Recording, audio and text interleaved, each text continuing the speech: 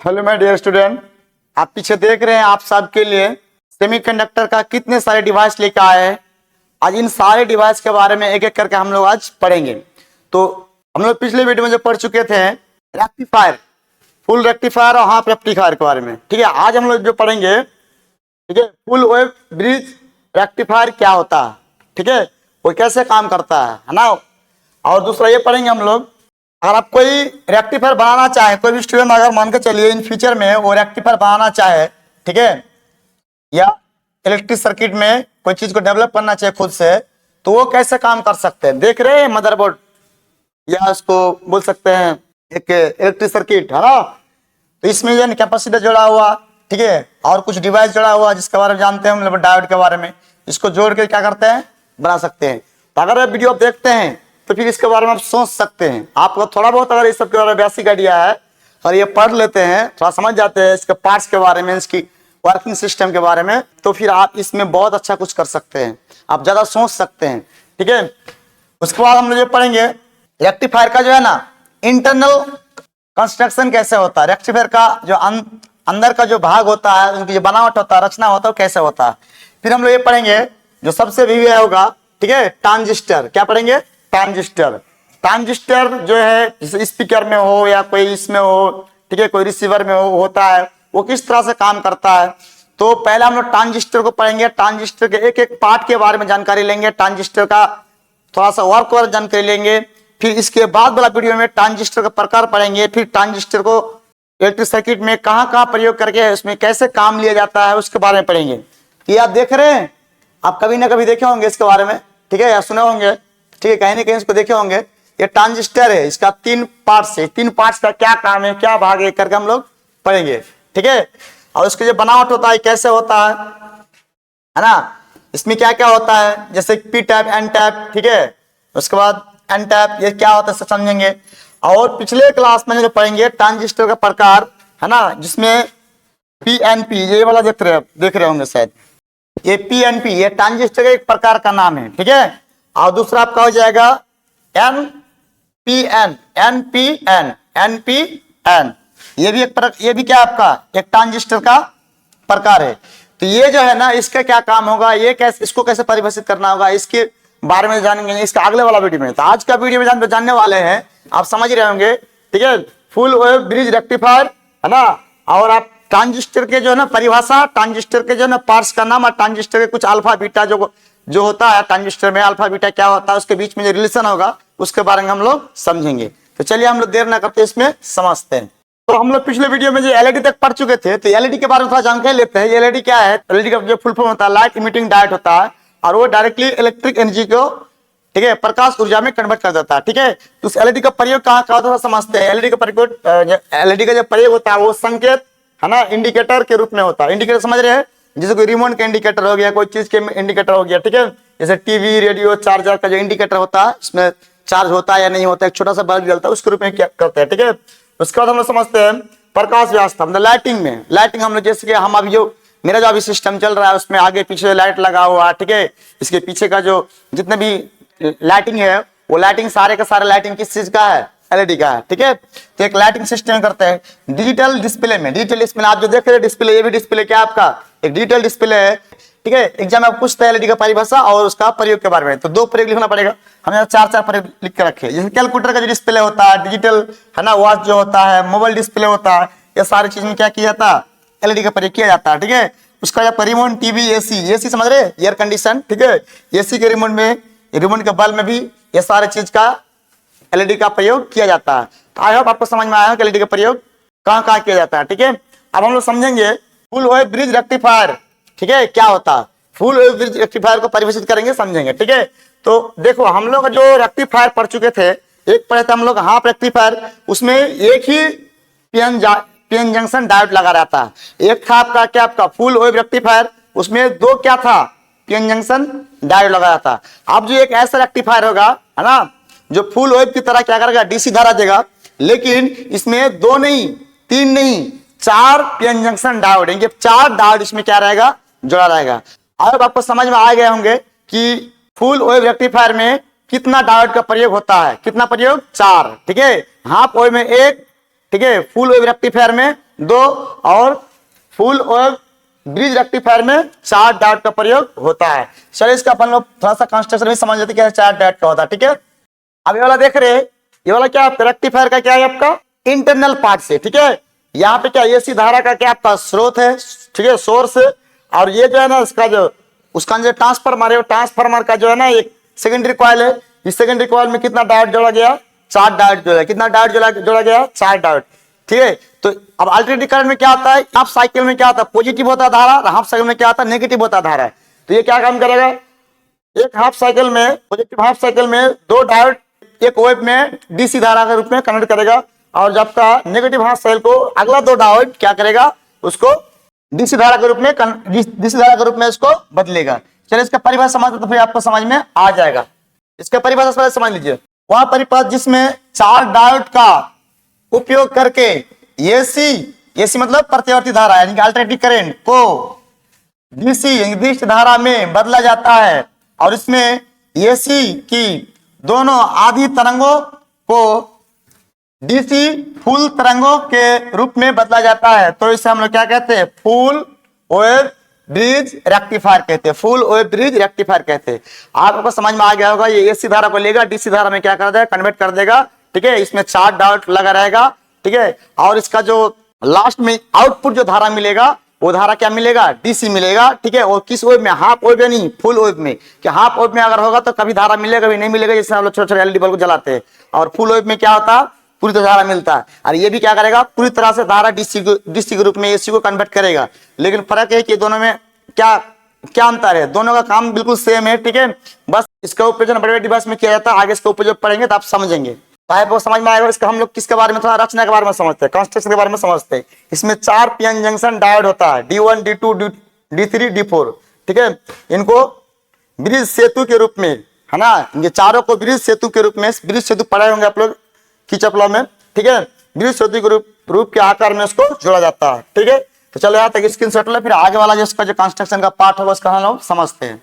और क्या होता है, इसमें एक एसी स्रोत होता है कि वो एसी धारा को डीसी में बदलेगा, तो इनका जो सोर्स होगा वो एसी होगा। ठीक है, और एक लोड प्रतिरोध होता है। ठीक है, ये इसका जो फंडामेंटल वर्क है, फंडामेंटल कंस्ट्रक्शन पार्ट है, वो इसका नाम है। ठीक है, अब हम समझेंगे इसका कार्य क्या होता है, कार्यविधि क्या होता है, किसका कार्यविधि तो आप समझिए, फुल वेव ब्रिज रेक्टिफायर का। ठीक है, तो जब एसी धारा का धनात्मक अर्धचक्र प्रवेश करता है किसमें, वो रेक्टिफायर में, तो है ना डायोड D1 और D3 फॉरवर्ड बायस में होता है। फॉरवर्ड बायस में होगा तो धारा को क्या कर आगे बढ़ने देगा, एवं D2 और D4 रिवर्स बायस में हो जाता है।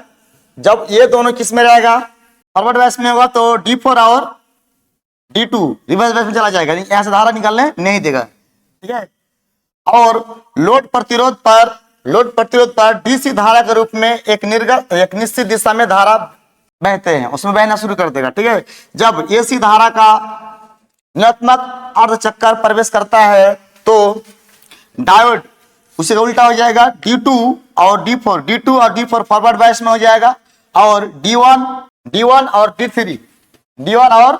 D3 किस में आ जाए आपका रिवर्स बायस में हो जाता है। इस प्रकार अंततः आउटपुट में फुल वेव के रूप में डीसी धारा प्राप्त होता है।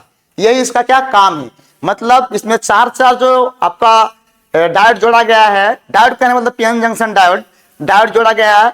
तो ये जो दोनों डायोड जब प्लस में होगा तो ये दोनों डायोड क्या करेगा, फॉरवर्ड बायस में आ जाएगा, मतलब धारा उसमें निकालने देगा और बाकी धारा को रोक लेगा, क्योंकि वहां पे जो है ना अल्टरनेटिव करंट का एसी धारा का जो होता है वो दोनों डायरेक्शन में होता है। ठीक है, अगला बार क्या करेगा कि इसका उल्टा काम करेगा, यानी कि ये दोनों चला जाएगा रिवर्स में और ये दोनों आपका आ जाएगा किसमें, ये जो D2 और D4 है ये चला जाएगा फॉरवर्ड बायस में, और तब जाके फुल वेव में क्या करेगा, हमें धारा देगा। और वो फुल वेव की धारा जो है ना एक AC से DC धारा में कन्वर्ट होकर मिल जाएगा। तब उस पर हम लोग या तो उसको चार्जर बना लेंगे, या तो कहीं बैटरी चार्ज करेंगे, या तो कुछ भी करेंगे।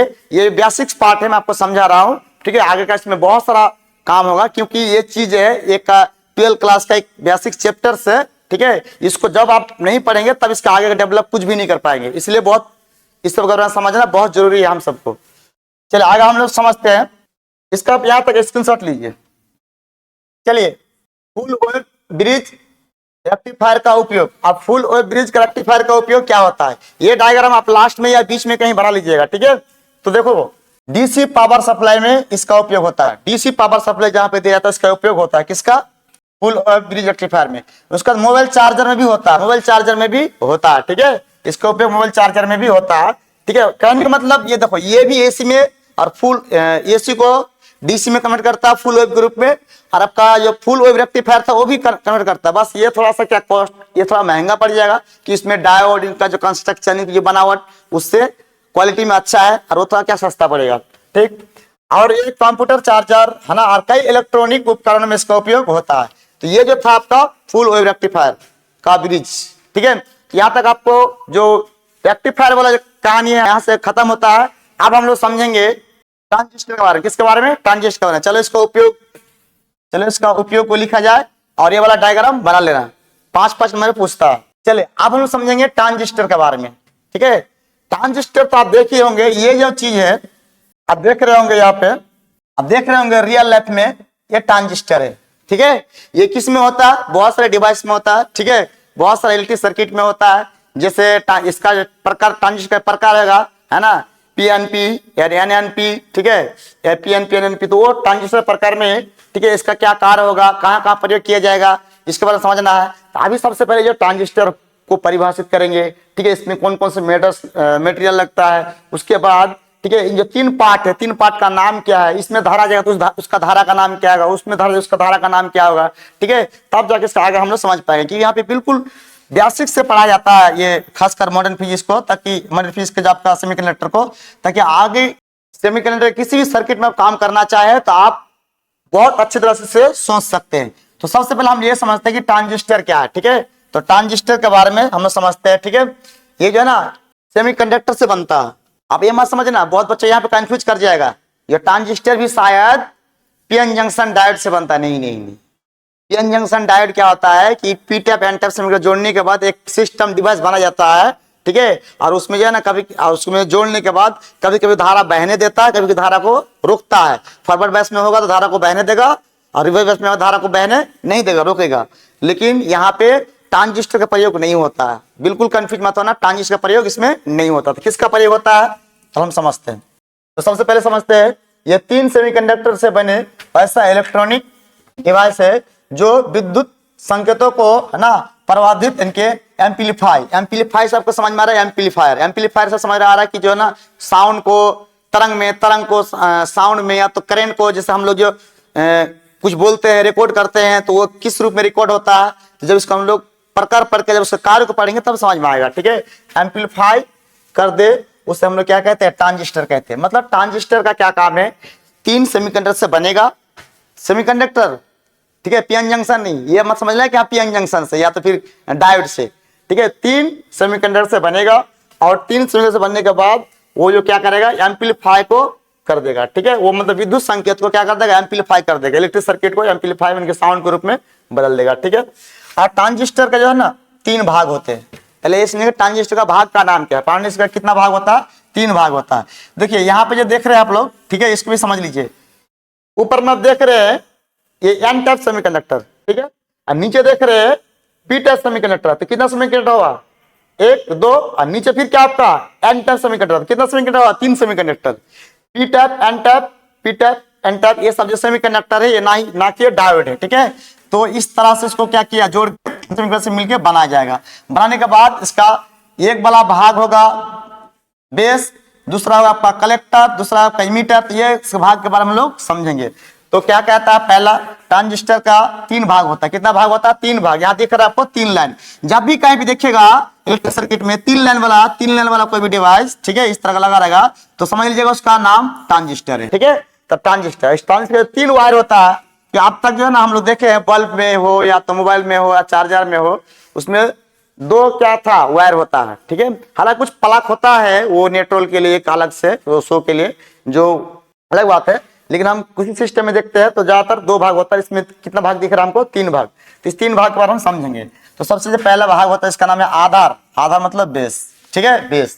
तो ट्रांजिस्टर का वह मध्य भाग, जिसके एक तरफ इमीटर तथा दूसरे तरफ कलेक्टर, जिसके एक तरफ इमीटर रहता है, दूसरी तरफ क्या कलेक्टर जोड़ा हो, उसे हम लोग क्या कहते हैं, आधार कहते हैं। जैसे यहाँ पे देख सकते हैं, ये वाला क्या होगा आपका आधार, है ना। ये वाला क्या हो, इधर वाला क्या होगा कलेक्टर, इधर क्या आपका इमीटर, है ना। अब कलेक्टर इमीटर क्या उसको समझेंगे एक करके, ठीक। तो जैसे यहाँ पे देखो, इसका जो है ना, इसका अंदर का भाग ये वाला है ना, ये वाला क्या है आपका आधार, इसलिए बी से हो गया, तो बेस से हो गया आपका बी, और इधर सी से क्या कलेक्टर, और ये वाला भाग क्या होगा आपका इमीटर, ठीक है। तो जैसे ये ट्रांजिस्टर मान लेते हो, तो बीच वाला भाग क्या है आपका आधार, है ना, और इधर से आएगा एक क्या आपका इमीटर, और ये क्या आपका कलेक्टर। और इसमें जो धारा मिलेगा, उस धारा को हम लोग क्या बोलेंगे, आईबी। आईबी क्या आपका बेस का करंट, आईबी क्या आपका बेस का करंट, मतलब करंट इसमें तीन में मिला है, इसमें भी करंट मिलेगा, इसमें मिलेगा, इसमें मिलेगा, यानी कि सी में भी मिलेगा, ठीक है, बी में मिलेगा और ई में मिलेगा। तो बी में आर मिल गया तो हमको आईबी बोलेंगे, सी में का धारा जो होगा उसमें क्या बोलेंगे हम लोग, आईसी बोलेंगे, है ना, और ई में जो होगा उसको आईई बोलेंगे। इसका बहुत काम आएगा, इसमें बता रहा हूँ, ठीक है। तो आया आपको ट्रांजिस्टर के जो तीनों भागों में से एक भाग आपको बहुत अच्छे से समझ में आया होगा, फिर आगे हम लोग पढ़ेंगे, ठीक है। चलो यहाँ तक स्क्रीनशॉट लो। फिर उसका दूसरा भाग का नाम, जिसका नाम है इमीटर, ठीक है, हिंदी में क्या बोलते हैं, उत्सर्जक, क्या बोलते हैं उसको, उत्सर्जक, है ना। तो ट्रांजिस्टर का वहां भाग जो आवेश वहां को इलेक्ट्रॉन या होल, मतलब आवेश को ढोने वाला होता है, उसको हम वाहक बोलते हैं। तो आवेश को कौन ढोएगा, या तो इलेक्ट्रॉन ढोएगा या तो होल रहेगा उसमें, ठीक है। होल को, है ना, उत्सर्जित करता है, उसे हम लोग, है ना, उत्सर्जक या इमीटर कहते हैं। मतलब इस ट्रांजिस्टर को आप देख रहे होंगे, इस ट्रांजिस्टर में या तो इलेक्ट्रॉन को या तो हॉल को क्या करेगा, आवेश को निकालने के लिए, ढोने के लिए, ले जाने के लिए, यहां से यहां तक ले जाने के लिए, कहीं से ले जाने के लिए, वो जो हॉल को और, है ना, इलेक्ट्रॉन को उत्सर्जित करेगा। हॉल मतलब हिंदी में क्वार्टर बोलते हैं उसको, और इलेक्ट्रॉन तो इलेक्ट्रॉन नहीं होता, उत्सर्जित करेगा, उससे हम लोग क्या बोलेंगे, उसे हम लोग उत्सर्जक या इमीटर बोलेंगे। आप समझ में आ गया होगा। व्यास क्या होता है, व्यास क्या होता है, ट्रांजिस्टर का मध्य वाला भाग होता है, और इमीटर क्या होता है, जिसमें इलेक्ट्रॉन या हॉल को उत्सर्जित करके आवेश को क्या करेगा, ढोने का काम करेगा, ठीक। चलो यहाँ तक समझ में आएगा। और इसमें जो धारा का मान होता है, इमीटर में धारा का मान होता है, उसे हम क्या कहते हैं, आई कहते हैं। क्या कहते हैं, आई कहते हैं। देख सकते हैं आप, क्या कहते हैं इसको हम लोग, आई कहते हैं, ठीक है। अब उसका दूसरा भाग तो समझ में आ गया होगा। अब तीसरा भाग समझते हैं, इसका नाम है कलेक्टर।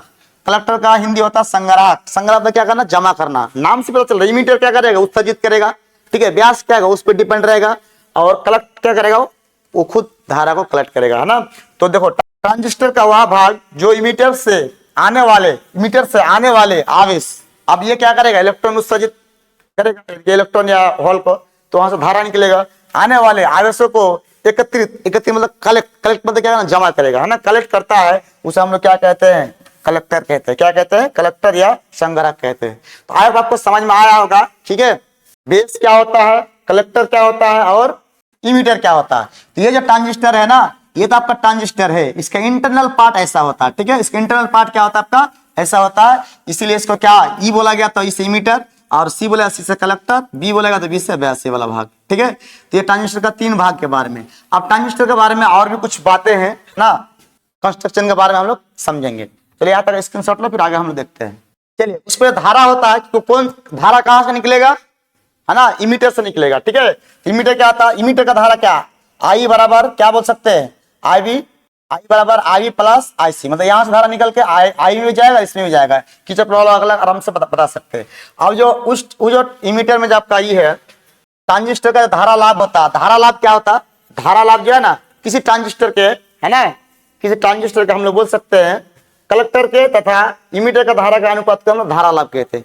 किसी ट्रांजिस्टर के कलेक्टर तथा इमीटर का धारा लाभ को हम लोग क्या कहते हैं, किसी ट्रांजिस्टर के कलेक्टर तथा इमीटर के धारा के अनुपात को हम लोग ट्रांजिस्टर का धारा लाभ कहते हैं। किस सूत्र कहते हैं, अल्फा से। अल्फा बीटा यहाँ पे एग्जाम में पूछते हैं, बता रहा हूँ। ऊपर में इसको हम क्या बोल सकते हैं, निर्गतकरण या आपका निवेशीकरण। इसका शॉर्ट फॉर्म में ऐसे पूछेगा, ये वाला आपका बहुत बार आएगा, इसलिए मैं इसको लिखवा दिया, ठीक है। जब इलेक्ट्रॉन जब गति के रूप में रहेगा तो गति का अवस्था में होगा, तो ये फॉर्मूला यही इसी का चाहिए। सिर्फ क्या लगा, डेल लगा दिया। आप ऑलरेडी जानते हैं, या तो आई लगा या डी टी लगा, जैसे आई लगाते थे, या तो डी आई लगाते थे, या डेल आई लगाते थे, ठीक है। तो इसी का एक अलग अलग रूप है ना। चलिए अगर हम लोग फिर समझते हैं धारा प्रवर्धन गुणांक। धारा प्रवर्धन गुणांक हम लोग बीटा बोलते हैं। ये क्या होता है, कलेक्टर का धारा और व्यास के धारा का अनुपात को हम लोग धारा प्रवर्धन गुणांक कहते हैं। इसको हम लोग बीटा से यूज करते हैं। इसके फॉर्मूला या तो ये होगा, या तो क्या आपका ये होगा, ठीक है। अब आगे हम लोग समझने की कोशिश करेंगे। अल्फा बीटा के बीच में क्या संबंध क्या होता है, वो एग्जाम में बहुत विवेय होता है। अल्फा बीटा का क्या संबंध होता है, इस एग्जाम में बहुत विवेय होता है, उसके बारे में हम क्या करेंगे, समझेंगे।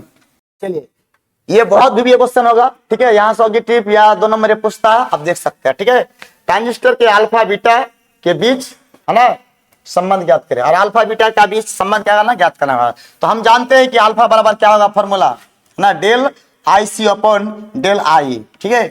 बीटा बराबर क्या आ जाएगा, del I C upon del I B. इसको उल्टा देंगे अगर, तो ये ऊपर चला जाएगा, तो ये वाला ऊपर चला जाएगा, ठीक। अब हम लोग ये भी पढ़े हैं, डेल आई बराबर है ना del I B plus del I C, ठीक है। अब दोनों तरफ क्या करेंगे हम लोग, दोनों तरफ डेल आई सी से भाग लगा देंगे। इसके भी दोनों डेल आई से भाग लगा देंगे, इससे भी क्या कर देंगे, डेल आई से भाग लगा देंगे, इससे क्या करेंगे, डेल आई सी से भाग लगा देंगे। डेल आई से डेल आई से कैट गया, कितना बच गया, 1 बच गया, ठीक है। अब क्या बचेगा, यहाँ देखिए ध्यान से, देखो अल्फा बराबर del I C upon del I पढ़े थे। अब इसको क्या कर दो, दोनों तरफ पलट दो, तो ये नीचे वाला कहाँ ऊपर चल जाएगा, और ऊपर वाला कहाँ जाएगा, नीचे आ जाएगा। क्या चल जाएगा, ऊपर वाला क्या ऊपर वाला क्या आएगा, डेल आई ई कहाँ ऊपर चला गया, और डेल आई सी कहाँ नीचे आ गया। तो ये इधर भी क्या आ जाए, पलट जाए, इसके नीचे कुछ तो 1 है, इसके नीचे कुछ नहीं तो 1 है, तो 1 चला गया ऊपर और अल्फा आ गया नीचे, इसका कितना आ गया। सेम इसी प्रकार बीटा भी बदल लेंगे, तो क्या आएगा, डेल आई बी ऊपर और डेल आई सी क्या आ जाएगा नीचे, तो 1/बीटा मिल जाएगा। अब इसको भाग लगाने के बाद यहाँ देखिएगा इसी का वैल्यू है, तो इसी का मान को उठा के हम यहाँ इसके जहाँ पे यहाँ डाल देंगे, और ये जो वैल्यू है इसी का मान को उठा के 1/बीटा को उठा के इसमें डाल देंगे, तो क्या मिलेगा आपको, इस तरह से एक संबंध मिल जाए अल्फा बीटा के। लेकिन सवाल ये है कि इसमें जो है ना ये एक संबंध नहीं पूछता, इसका जो है ना 3 से 4 फॉर्मेट के रूप में पूछता है। या तो ऐसे पूछेगा, या तो यहाँ पे एलसीएम वगैरह ले लेंगे, तो या तो ऐसे पूछ लेगा, या तो दोनों तरफ क्या, दोनों तरफ पलट देंगे, ऊपर वाले को नीचे, नीचे वाले ऊपर कर देंगे, तो ऊपर चल जाएगा, तो ऊपर आ जाएगा अल्फा और नीचे आ जाएगा 1, ऊपर चल जाएगा बीटा और नीचे आ जाएगा 1 + बीटा, तो आपको ये फॉर्मेट मिल जाएगा, ठीक है। या तो ऐसे पूछेगा, या तो ऐसे पूछेगा, तो ऐसे पूछेगा, ठीक है। एग्जाम में ऐसे पूछने के बाद भी आप उसको जो है अलग अलग रूप में आपको दे सकता है। ये बहुत भी है, आप देखिएगा ऑब्जेक्टिव में हो या सब्जेक्ट में पूछता है। अब इसको क्या करना है, 1 को इधर लेकर आ गए, इस 1 को इधर लेकर आ गए, जब ये समीकरण जब इधर आएगा तो किस में आ गया, माइनस में आ गया। फिर नीचे से क्या करेंगे, अल्फा अल्फा एलसीएम लेंगे, तो यहाँ पे क्या जाएगा, भाग लगाए तो 1 कट जाएगा, तो क्या जाएगा 1। अब फिर यहाँ से कुछ नहीं तो 1 है, तो भाग लगाएंगे तो अल्फा आएगा, फिर अल्फा से 1 माइनस अल्फा आ जाएगा। या तो इस फॉर्म में पूछेगा, या तो फिर यहाँ पे क्या कर लेगा, दोनों तरफ पलट देगा, इसको ऊपर वाले को नीचे, नीचे वाले ऊपर करके ऐसे मिल जाएगा, ठीक है। या तो फिर क्या करेगा, यहाँ से क्रॉस गुना करने का इस फॉर्म में मिलेगा, ठीक है। इसलिए बोल रहे हैं एक तरफ यहाँ पे पूछता ही नहीं है, इसको क्रॉस गुना कर लेना है ऊपर नीचे करके, ठीक है। गुना का इतना आ जाएगा।